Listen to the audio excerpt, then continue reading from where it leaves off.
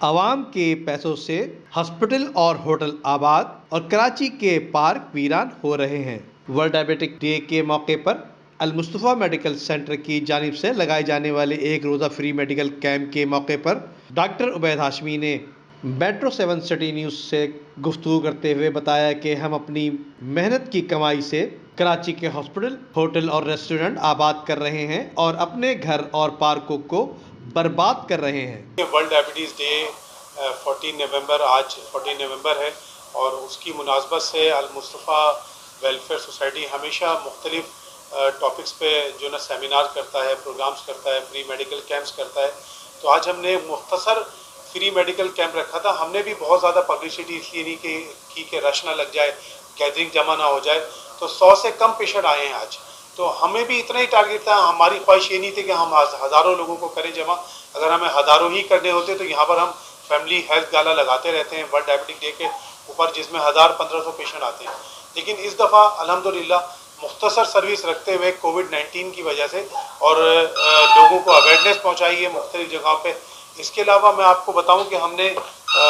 کوشش کی ہے کہ یہ ایک ہم نے لٹریچر جو نے چھاپا ہے 2 پیج کا، یعنی فرنٹ اور بیک پہ، اور اس کا مین پرپس صرف اویئرنیس کریٹ کرنا ہے۔ اور ہم نے یہ 10,000 ہینڈ بل آج روڈوں پر ہمارے لڑکے بانٹ رہے ہیں۔ کل کے دن جو نا سنڈے کے دن اخبار میں بھی یہ لوگوں کے گھروں تک پہنچیں گے۔ آپ کا شکریہ، آپ نے ورلڈ ڈائبٹیز ڈے کے موقع پہ کچھ بولنے کا موقع دیا۔ ڈائبٹیز ہمارے ملک میں اور دنیا بھر میں، عام طور پہ دنیا بھر میں، خاص طور پہ ہم جیسے غریب ملکوں میں، پاکستان میں، انڈیا میں، بنگلہ دیش میں، چائنا میں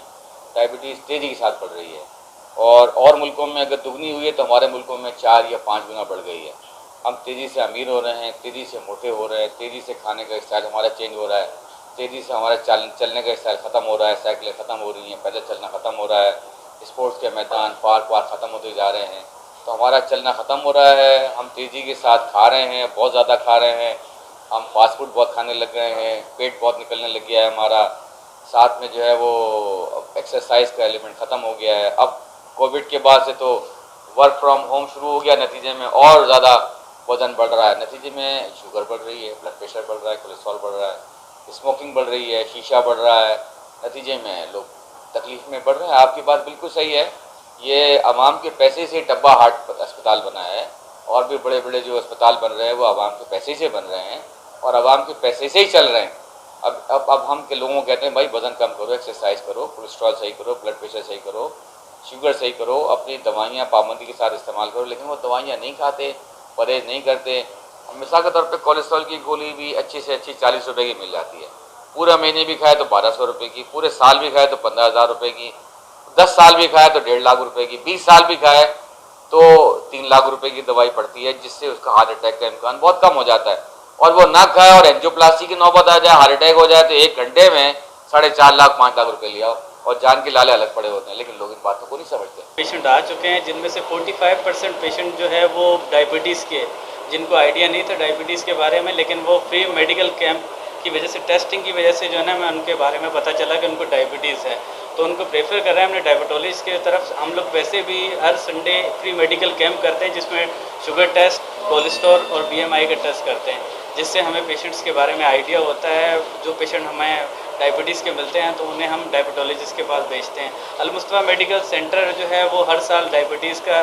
میڈیکل کیمپ کرتے ہیں۔ اس بار کرونا کی وجہ سے جو ہے ہم بڑے پیمانے پہ تو نہیں کر سکے، لیکن شارٹیج ہم نے ایک سیمینار کیا ہے جو کہ 14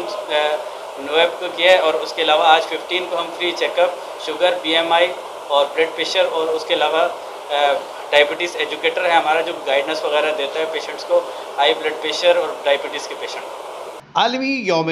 ذیابیطس کے حوالے سے میڈیکل سے وابستہ افراد کا کہنا ہے کہ دنیا بھر میں عام طور پر اور پاکستان میں خاص طور پر شوگر کے مریضوں کی تعداد میں تیزی سے اضافہ ہو رہا ہے۔ ہمارا مشورہ ہے کہ اپنی خوراک میں اعتدال سے کام لیں، اپنی اور اپنے چاہنے والوں کی زندگی میں روشنی کی کرن پیدا کریں۔ Nadeem Siddiqui, metro 7 city news, Karachi.